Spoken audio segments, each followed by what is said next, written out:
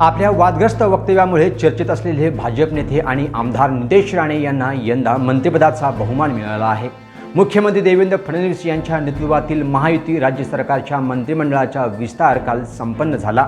त्यामध्ये भाजपमधील 19 मंत्र्यांनी शपथ घेतली असून कणकवली मतदारसंघाचे आमदार आणि खासदार नारायण राणे यांचे सुपुत्र नितेश राणे यांना देखील संधी मिळाली आहे। नितेश राणे यांची ही आमदारकीची तिसरी टर्म आहे, त्यामुळे त्यांना तिसऱ्या टर्ममध्ये मंत्रिपदाची लॉटरी लागली आहे। त्यामुळे त्यांचा जीवनप्रवास, राजकीय वळणे आणि शिक्षण याबाबतचा घटनाक्रम या व्हिडिओच्या माध्यमातून आपण आज पाहूया। राज्याचे माजी मुख्यमंत्री नारायण राणे आणि नीलम राणे यांच्या घरी 23 जून 1982 साली नितेश यांचा जन्म झाला।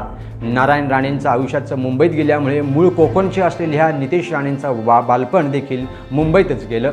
मुंबईतील चेंबूर येथील स्वामी विवेकानंद हायस्कूलमध्ये त्यांनी इयत्ता 10वी पर्यंत शिक्षण पूर्ण केलं।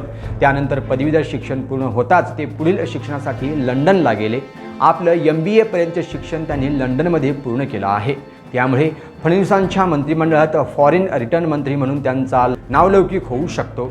घरातून राजकीय वाळकूड मिळालेल्या नितेश राणेंनी परदेशातून शिक्षण घेऊन आल्यानंतरही राजकीय जीवनात करिअरची वाट धरली आहे। त्यामध्ये पत्नी ऋतुजा नितेश राणे यांनी देखील त्यांचा प्रत्येक निर्णयाला खंबीर साथ दिली। नितेश राणे यांना एक मुलगा असून त्यांचे नाव निमिष नितेश राणे असे आहे। नितेश राणे 2005 मध्ये लंडनमधून भारतात परतले आहे।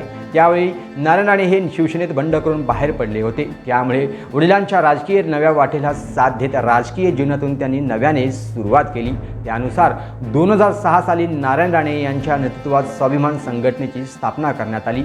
या स्वाभिमान संघटनेच्या माध्यमातून राज्यभर सामाजिक कार्य उभारण्यात आणि जनसंपर्क ठेवण्याचं काम त्यांनी केलं। 2009 मध्ये मुंबई पालिकेवर भव्य मोर्चा काढून आपल्या ताकदीची सर्वांना दखल घ्यायला नितेश राणे यांनी भाग पाडलं। त्यामुळे नारायण राणेंचा मुलगा ही ओळख जपत नितेश राणे यांनी स्वतःची नवी ओळख निर्माण केली। स्वाभिमान संघटनेच्या माध्यमातून 2011 साली घेतलेल्या रोजगार मेळाव्यात एकाच दिवशी 25,300 लोकांना नोकरी देऊन गिनीज बुक ऑफ वर्ल्ड रेकॉर्डमध्ये नोंद झाली। वेळोवेळी विविध विषय मुद्दे घेऊन आंदोलने उभारली। स्वाभिमान संघटना राज्यभर वाढवली। मात्र नारायण राणे यांनी काँग्रेसमध्ये प्रवेश केल्यानंतर 2014 साली काँग्रेस पक्षातून कणकवली विधानसभेतून ते पहिल्यांदाच आमदार बनले। त्यानंतर 2015-16 मराठा आरक्षणासाठी राज्यभर दौरे करून विशेष भूमिका बजावली। मात्र राजकीय स्थित्यंतरे बदल्यानंतर 2019 साली नितेश राणे यांनी भारतीय जनता पार्टीमध्ये प्रवेश केला। सन 2019 मध्ये भाजपातर्फे दुसऱ्यांदा कणकवली विधानसभेतून ते दुसऱ्यांदा आमदार झाले। त्यानंतर 2022-23 राज्यभर हिंदू जन आक्रोश मोर्चा काढून हिंदुत्वाचा महाराष्ट्रातील बुलंद आवाज अशी ओळख निर्माण करण्यात आली। त्यांना त्यात यशही आलं, तर भाजप हिंदुत्वाचा चेहरा बनून ते पुढे आले। नुकत्याच पार पडलेल्या 2024च्या विधानसभा निवडणुकीत सलग तिसऱ्या वेळी ते आमदार बनले आहेत। 2 वेळा भाजपकडून कणकवली विधानसभेतून आमदारपदीची विजयी झाल्यानंतर यंदा मंत्रिपदाची माळ त्यांच्या गळ्यात पडली आहे। तर मित्रहो, नितेश राणे यांचा जीवन प्रवास आणि येणाऱ्या काळात त्यांचे राजकीय प्रवास कसा असणार आहे याबद्दल आम्हाला कमेंट करून नक्की कळवा।